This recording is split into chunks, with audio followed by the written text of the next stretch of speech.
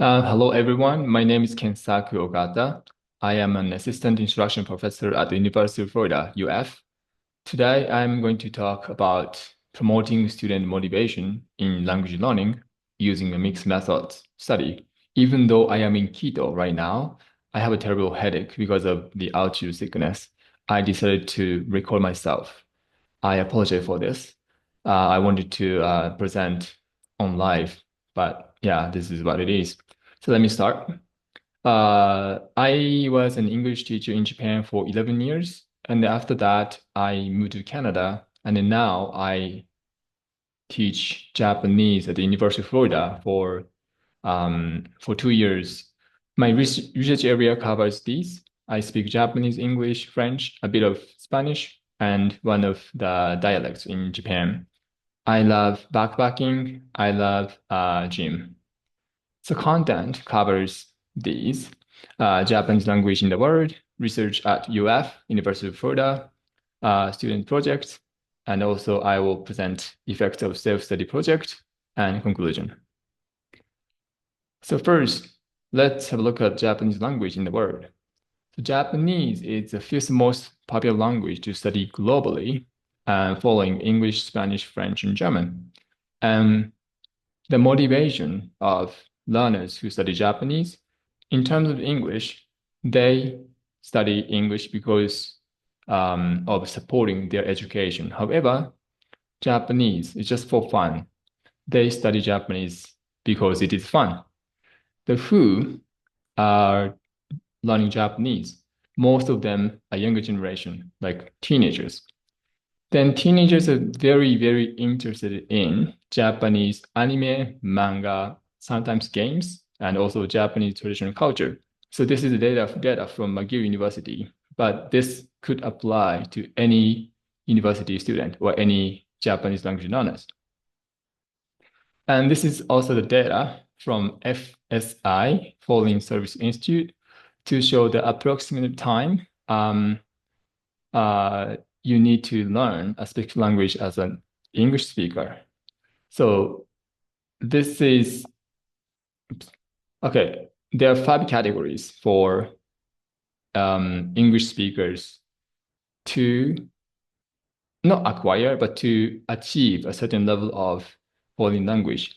So category 1 is easiest. Category 5 is hardest. For them, French, Spanish are in category 1. So if they study 600 hours, they reach at a certain level. So category 2, German. Category 3, Swahili, Indonesian, Malaysian. It takes 900 hours to reach at a certain level. So category 4, the second most difficult language for English speakers. For example, Estonian, Finnish, Georgian, Hungarian, Mongolian, Thai, Vietnamese, especially asterisk indicate the more difficult language group in the same category. Then the most difficult group for them is Arabic, Cantonese, Mandarin, Japanese, and Korean. And then especially Japanese is the hardest, 2,200 hours to reach that level. Why? This is a language tree. So Japanese here, English here, Spanish is up there, but it's too far. Language proximity is too far. That's why for native speakers of English, it takes 2,200 hours to achieve that certain level. So in my university, University of Florida, if my students study 1 semester, including 2 hours of self-study every day, they study 210 hours. So that means 560 hours per year and 1,120 hours for 2 years. Then, even after 2 years of studying Japanese, still there is a gap of 1,000 hours to achieve that certain level. It's really hard. So how do we fill in the gap? According to Murakami, there are 3 types of Japanese language learners. 1, language geek type. They study Japanese using textbook. 2, anime type. They study through anime, dramas, songs, a lot of authentic materials. 3, social type. Social type is a mix of language geek type and anime type. And among those three, I paid attention to anime type. Why? Anime type learners tend to speak natural Japanese. They make fewer grammatical mistakes, such as with particles. But why? Usually, it is assumed that geek type, for those who study with textbook, tend to use grammar more accurately. However, it is important that in everyday Japanese, there are countless exceptions where textbook grammar rules do not fully apply. So that is why a lot of learners who use textbook do make mistakes, but anime type learners do not. So anime type learners have high level of input and motivation. This is supported by STEM questions input hypothesis. So output or interaction cannot occur without sufficient input. In terms of that, anime learners have a lot of sufficient input from anime, manga, songs, etc. And also in terms of motivation strategies, according to Gitilo and Dornay, refers to A, instructional interventions applied by the teacher to elicit and stimulate student motivation, such as homework, assignment, those things. So they have to do it, they're mandatory. And B, self-regulating strategies that are used purposefully by individual students to manage the level of their motivation. So I just focus on this one, B, motivation. So I wonder, is there any way to effectively incorporate this theory into the class? Then I implemented self-study project. Okay, this is the research at University of Florida. So overview of self-study project. So I implemented this one in the intermediate Japanese language course at UF. And this accounts for 12% of the whole grade. And students post about something they enjoy on their own Japanese blog every other Friday, which no classes on posting days. And they have peer comments, which is accounting for 1%. This is the syllabus. You can copy if you want to use it. So let me just introduce students' project here.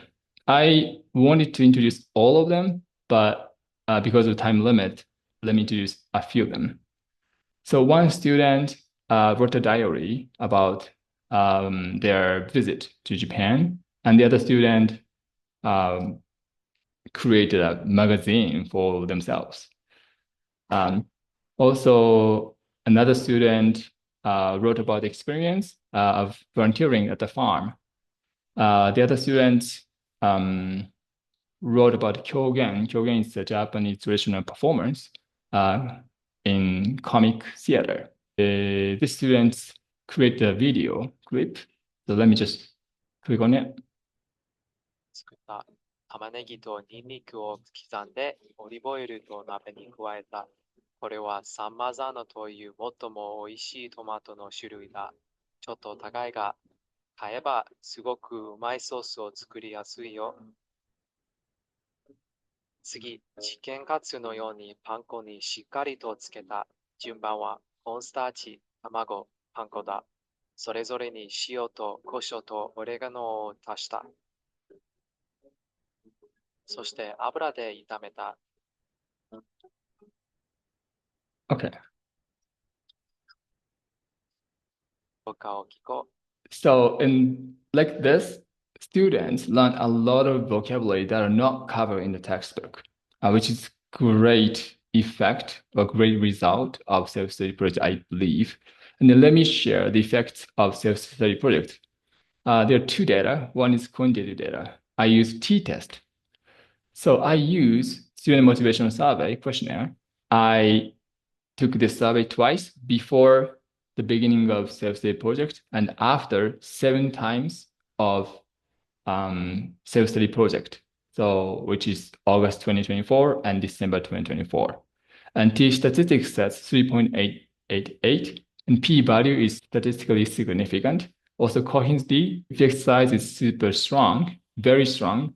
Usually, effect size is around 0.43. This is 0.8 almost, super strong. That said, the quantitative analysis of the self-study project's impact on student motivation reveal a statistically significant increase in motivation levels.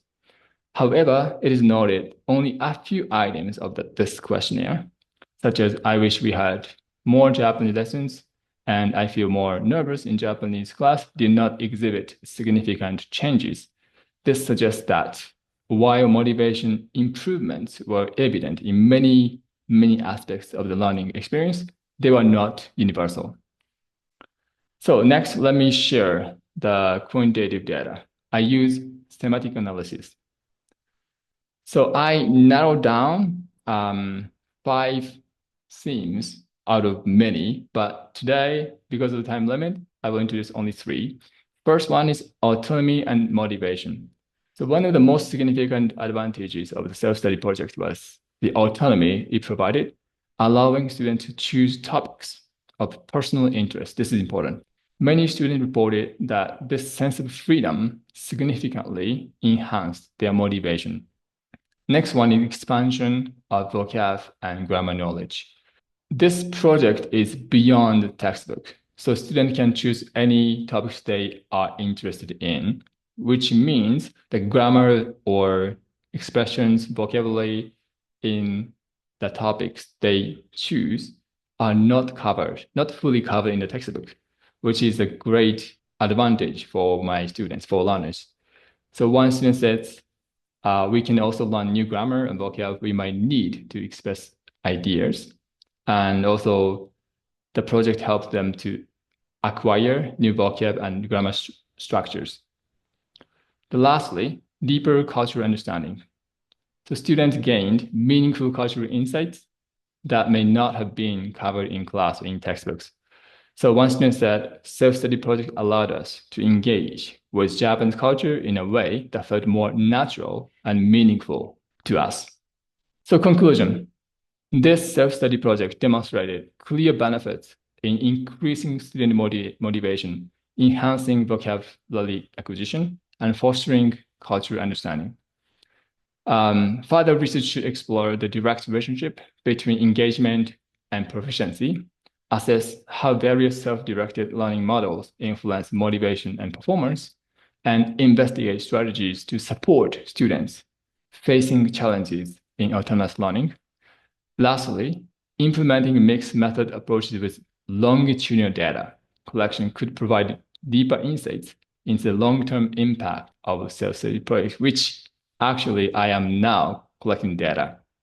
So I will hopefully present on this later in 2025 or earlier. Thank you very much for your listening. And again, I apologize for not being there, but if you have any questions, please email me, reach out to me. Thank you very much. ありがとうございました。